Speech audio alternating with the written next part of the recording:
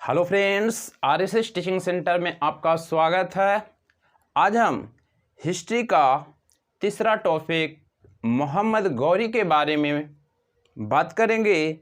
इससे पहले हम दो टॉपिक अपलोड कर दिए हैं। पहला जो किए थे यानी कि मोहम्मद बिन कासिम के बारे में, और दूसरा जो किए थे मोहम्मद गजनबी के बारे में। आज तीसरा जो स्टार्ट करेंगे मोहम्मद गौरी के बारे में। क्वेश्चन इस तरीक़ा से पूछ सकता है कि भारत पर पहला मुसलमान आक्रमणकारी कौन था जो पहली बार आक्रमण किया था? तो मोहम्मद बिन कासिम। दूसरा मुस्लिम आक्रमणकारी की बात करेगा तो मोहम्मद गजनबी। आज हम तीसरा बताने जा रहे हैं। क्वेश्चन पूछेगा तीसरा मुसलमान आक्रमणकारी कौन था जो भारत में आक्रमण किया? तो हम बोलेंगे मोहम्मद गौरी।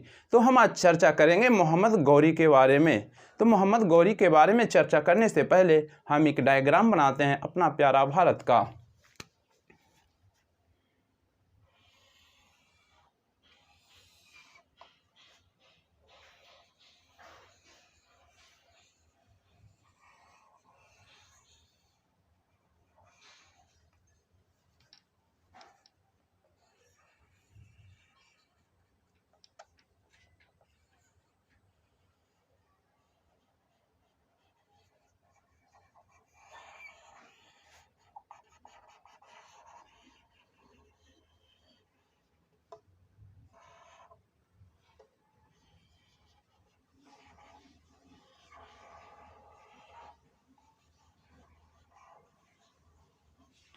मेरा अपना प्यारा भारत है, ठीक है। तो बात करेंगे, देखिएगा ये जो एरिया इधर पड़ता है पाकिस्तान, ये एरिया पड़ता है अफगानिस्तान, ये तो आप जानते हैं। चला तो हम आज मोहम्मद गौरी के बारे में बात करेंगे। तो मोहम्मद गौरी के बारे में बात करेंगे तो मोहम्मद गौरी गौड़ के शासक था। मोहम्मद गौरी गौड़ के शासक था और गौड़ अफगानिस्तान में पड़ता है। गौड़ कहाँ पड़ता है? अफगानिस्तान में पड़ता है। मोहम्मद गौरी की बात करेंगे तो मोहम्मद गौरी का पूरा नाम शिहाबुद्दीन मोहम्मद गौरी था और ये शंशवनी वंश के शासक थे। मोहम्मद गौरी की बात करेंगे तो मोहम्मद गौरी भारत पर आक्रमण करने का मेन उद्देश्य भारत में धन का लूटना नहीं था, बल्कि भारत में अपने साम्राज्य को विस्तार करना। यानी कि वो मोहम्मद गौरी चाहता था कि हम पूरा एरिया को जीत के हम अफगानिस्तान में मिला दे, यानी कि साम्राज्य का विस्तार करना चाहता था। जबकि मोहम्मद गजनबी की बात करेंगे तो उसका मेन उद्देश्य था धन का लूटना। लेकिन मोहम्मद गौरी की बात करेंगे तो मोहम्मद गौरी का मेन उद्देश्य धन का लूटना नहीं, बल्कि अपना साम्राज्य यानी कि भारत को अपने साम्राज्य अफगानिस्तान यानी कि गौड़ में मिलाना चाहता था। तो देखिए, बात करते हैं कि मोहम्मद गौरी की बात करेंगे तो मोहम्मद गौरी भारत में आकर शासन नहीं किया, बल्कि मोहम्मद गौरी गौड़ यानी कि अफगानिस्तान से ही भारत में शासन चलाता था। मोहम्मद गौरी की बात करेंगे तो मोहम्मद गौरी ने भारत में एक सिक्का चलाता था जिस पे देवी लक्ष्मी का चित्र अंकित करता था। यानी कि भारत में जो मोहम्मद गौरी सिक्का चलाता था उसमें देवी लक्ष्मी का चित्र अंकित करता था, जबकि गौड़ में जो सिक्का चलाता था उसमें देवी लक्ष्मी का सिक्का पर चित्र अंकित नहीं रहता था। मोहम्मद गौरी भारत में जो सिक्का चलाता था उसमें देवी लक्ष्मी का चित्र अंकित इसलिए करता था कि भारत के जनता को यह दिखाना चाहता था कि मोहम्मद गौरी भी हिंदू धर्म के प्रति यानी कि इसका झुकाव है। लेकिन ऐसा कोई बात नहीं था कि हिंदू के प्रति इसका झुकाव था। सिर्फ जनता को यह दिखाना चाहते थे कि हम हिंदू के यानी कि हिंदू धर्म के प्रति मेरा झुकाव है, लेकिन ऐसा नहीं था। यदि ऐसा रहता, झुकाव रहता, तो जो गौड़ में यानी कि जो अफगानिस्तान में जो सिक्का चलता था उस पर भी देवी लक्ष्मी का चित्र अंकित जरूर रहता, लेकिन वहाँ के जो यानी कि सिक्का था उस पर देवी लक्ष्मी का चित्र अंकित नहीं रहता था। सिर्फ भारत में चलता था, इस पर देवी लक्ष्मी का चित्र अंकित रहता था। तो बात करेंगे कि मोहम्मद गौरी भारत पर पहला आक्रमण 1175 में मुल्तान सिंध एरिया पर किया था, जिसमें पहला आक्रमण में देखिएगा मुल्तान जो इधर पड़ता है पाकिस्तान में, उस टाइम भारत पाकिस्तान सब एक था, बांग्लादेश सब बटा हुआ नहीं था, एक था, ये सब पूरा भारत कहलाता था। और बात करेंगे तो कि मोहम्मद गौरी पहला आक्रमण पूछता है क्वेश्चन में कि मोहम्मद गौरी पहला आक्रमण कब किया और कहाँ किया और उसे क्या परिणाम हुआ। तो हम बात करते हैं जी, मोहम्मद गौरी का पहला आक्रमण 1175 में मुल्तान में यानी कि मुल्तान और सिंध क्षेत्र में किया, जिसमें मोहम्मद गौरी जीत जाता है। मोहम्मद गौरी जीत जाता है और उसके बाद दूसरा आक्रमण गुजरात में अहिलवाड़ में करता है। अहिलवाड़ पाटन के साइड पड़ता है, यानी कि क्वेश्चन पूछेगा कि मोहम्मद गौरी दूसरा आक्रमण कहाँ करता है, तो अहिलवाड़ पाटन के क्षेत्र यानी कि गुजरात में 1178 में करता है, जिसमें उस समय गुजरात के शासक भीम द्वितीय या मूल राज द्वितीय और उसका भाई भीम द्वितीय वहाँ के शासक रहता है। और दोनों में यानी कि मूल राज प्रथम यानी कि भीम द्वितीय और मूल राज द्वितीय उस समय शासक था। तो मोहम्मद गौरी का युद्ध यानी कि मोहम्मद गौरी का युद्ध भीमदेव द्वितीय या मूल राज द्वितीय से होता है, जिसमें मूल राज द्वितीय ने मोहम्मद गौरी को बुरी तरीके से हरा दिया। क्वेश्चन पूछता है कि मोहम्मद गौरी भारत में पहली बार कब हारा, तो हम कहेंगे 1178 में अहिलवाड़ में जो युद्ध हुआ 1178 में, उसमें मोहम्मद गौरी को यानी कि मूल राज द्वितीय ने यानी या तो उसका भाई भीम द्वितीय ने मोहम्मद गौरी को बुरी तरीके से हराया। उसके बाद क्या किया कि मोहम्मद गौरी पाटन से तराइन के रास्ते यानी कि भारत पर और आक्रमण करने की योजना बनाने लगा। और बात करते हैं जो पाटन पड़ता है पंजाब में और तराइन हरियाणा में पड़ता है, तो वह भारत में और यानी कि आक्रमण करने का योजना बनाने लगे। कौन? मोहम्मद गौरी। और बात करेंगे मोहम्मद गौरी की, तो भटिंडा के क्षेत्र यानी कि तराइन के रास्ते से होते हुए भारत पर यानी कि आक्रमण करने का योजना बनाने लगा। तो हम बात करते हैं जी कि देखिए उस समय दिल्ली पर जो शासक यानी कि शासन चला रहा था पृथ्वीराज चौहान, दिल्ली का जो एरिया था, इधर हम अजमेर की भी बात करेंगे तो वो सब एरिया में कौन चला रहा था शासन यानी कि गद्दी पर कौन बैठा था, तो पृथ्वीराज चौहान बैठा था। कौन बैठा था? पृथ्वीराज चौहान बैठा था। तो एक चीज़ और बात बताते हैं, थोड़ा सा गौर कीजिएगा। देखिए दिल्ली की गद्दी के लिए आपस में भारतीय राजाओं में भी नहीं बनता था, यानी कि भारत में जो भी शासक थे, जो भी राजा थे, वो उसको भी आपस में नहीं बनता था। जिस प्रकार से देखिए कि अभी जैसे में कि पृथ्वीराज चौहान दिल्ली के गद्दी पर बैठा हुआ है, और जो जयचंद की बात करेंगे तो कन्नौज के शासक जयचंद भी चाहता था कि हम भी दिल्ली पर यानी कि दिल्ली के गद्दी पर बैठे।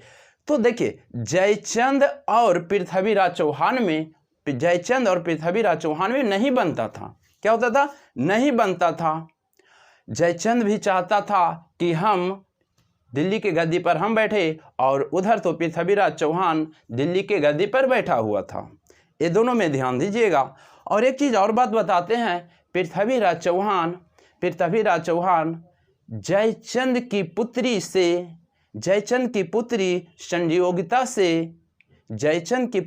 संयोगिता से पृथ्वीराज चौहान प्यार करता था। क्या करता था? प्यार करता था पृथ्वीराज चौहान। लेकिन बात बताते हैं, उसी टाइम की बात बताते हैं कि पृथ्वीराज चौहान यानी कि संयोगिता से प्यार करता था, और जो जयचंद जो संयोगिता के पिता हुए, जयचंद कभी नहीं चाहता था कि हम अपनी पुत्री की शादी पृथ्वीराज चौहान से होने दे।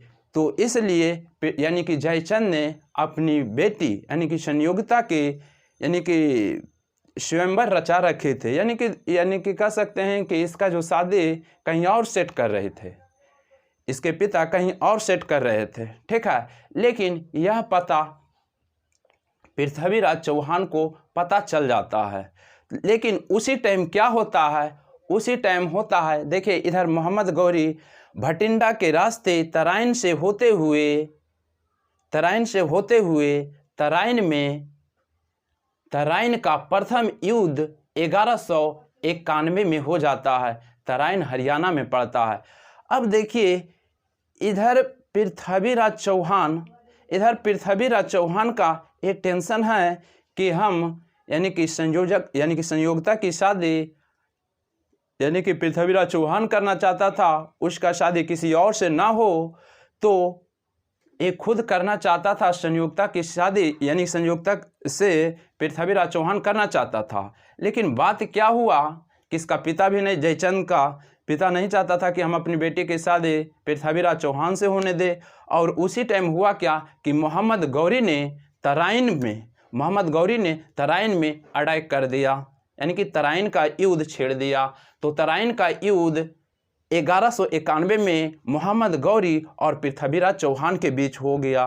क्या हुआ? पृथ्वीराज चौहान के बीच युद्ध हुआ। तो क्या हुआ कि तेजी में जल्दी से पृथ्वीराज चौहान ने मोहम्मद गौरी से युद्ध लड़ा और मोहम्मद गौरी को युद्ध में हरा दिया। और जल्दी से इसका तो ध्यान था कि जो यानी कि संयोगिता है, इसके शादी किसी और से सेट कर रहा है। इसको पता चला तो यानी कि तराइन के प्रथम युद्ध जल्दी लड़कर मोहम्मद गौरी को हरा दिया। और ये अपनी पूरी सैनिक के साथ पृथ्वीराज चौहान जयचंद के घर पर अटैक कर देता है। क्या करता है? अटैक कर देता है। तो फिर जयचंद की बेटी यानी कि जयचंद की पुत्री संयोगिता को भगाकर शादी कर लेता है। क्या कर लेता है? शादी कर लेता है। लेकिन उसी टाइम जब मोहम्मद गौरी जब पृथ्वीराज चौहान से हार गया, तो फिर यानी कि गौर चला गया, मोहम्मद गौर चला गया। गौर के शासक था, अफगानिस्तान में पड़ता है गौर, तो चला गया और वो अपना कमी सुधारने लगा कि मेरा क्या कमी था जो मैं इस तराइन के प्रथम युद्ध में हार गया हूँ। तो कमी को सुधारने लगा, यानी कि कमी को दूर करने लगा, अपनी सेना को मजबूत करने लगा। लेकिन पृथ्वीराज चौहान क्या किया कि उसी टाइम जीता, उसके बाद शादी के लिए जयचंद के घर पर अटैक कर दिया। तो फिर उसकी पुत्री की शादी तो भगा कर लिया। लेकिन उसी बीच क्या होता है, मोहम्मद गौरी की सेना और इधर जयचंद भी मोहम्मद गौरी को साथ दे दिया।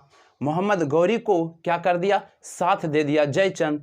इसलिए साथ दे दिया कि देखिए इधर तो मोहम्मद यानी कि जयचंद पृथ्वीराज चौहान को अब कभी अपनी बेटी की शादी नहीं करवाना चाहता था, लेकिन कर लिया। दूसरा बात था कि जयचंद भी चाहता था कि हम दिल्ली के गद्दी पर बैठे, जबकि पृथ्वीराज चौहान गद्दी पर बैठा था। ये दोनों में बंधन नहीं था। तो क्या जयचंद क्या किया? विदेशी मुस्लिम तीसरा आक्रमणकारी को साथ दे दिया। यानी कि कह सकते हैं कि जयचंद जो था मोहम्मद गौरी का सपोर्ट कर दिया और मोहम्मद गौरी का मनोबल बढ़ गया। आप खुद जानते हैं, कोई भी भारतीय शासक कोई विदेशी शासक के मिल जाता है, उसके बाद अटैक करवाता है तो आराम से जीत जाएगा। तो उसी टाइम क्या हुआ कि मोहम्मद गौरी ने तराइन के दूसरा युद्ध 1192 में कर दिया। तो उस समय तो पृथ्वीराज चौहान तैयार नहीं था, उस समय पृथ्वीराज चौहान तैयार नहीं था, जिसके कारण यानी कि तराइन का द्वितीय युद्ध 1192 में पृथ्वीराज चौहान हार जाता है। क्या होता है? हार जाता है। तो आपको पता चल गया होगा हारने का रीज़न क्या है, कि पहला युद्ध हुआ तो जल्दी जल्दी युद्ध किया और जीत गया, और ये अपना फिर तैयारी किस में कर दिया, यानी कि शादी की तैयारी में कर दिया। यानी कि इसको पता हो गया कि जयचंद अपनी पुत्री की शादी किसी और से करवाना चाह रहा है, तो ये तुरंत लड़ाई यानी कि ख़त्म करके ये तुरंत अपना सेना को यानी कि जयचंद के घर पे अटैक करवा दिया। उसी टाइम दूसरा फिर युद्ध मोहम्मद गौरी अपना जो भी कमी था उसको पूरा करके लड़ने के लिए तैयार हो जाता है, और जबकि पृथ्वीराज चौहान का कोई तैयारी नहीं रहता है, जिसके कारण द्वितीय तराइन युद्ध में पृथ्वीराज चौहान हार जाता है और मोहम्मद गौरी की जीत हो जाती है। अब मोहम्मद गौरी जब जीत गया तो इसका मनोबल पूरा बढ़ने लगा, और भी चाहता था कि हम और एरिया को हम कब्जा करें। उसी बीच बात करते हैं 1192 में हुआ, कुछ टाइम शासन किया। उसके बाद 1194 की बात करेंगे तो 1194 ने मोहम्मद गौरी ने कन्नौज पर आक्रमण कर दिया। उस समय शासक जयचंद था, वही जयचंद जो मोहम्मद गौरी का साथ दिया था पृथ्वीराज चौहान को हराने में, वही जयचंद पर मोहम्मद गौरी ने अटैक कर दिया। और आप जानते हैं कि जयचंद के बारे में भी मोहम्मद गौरी जान गया था कि अब कुछ करने वाला नहीं है।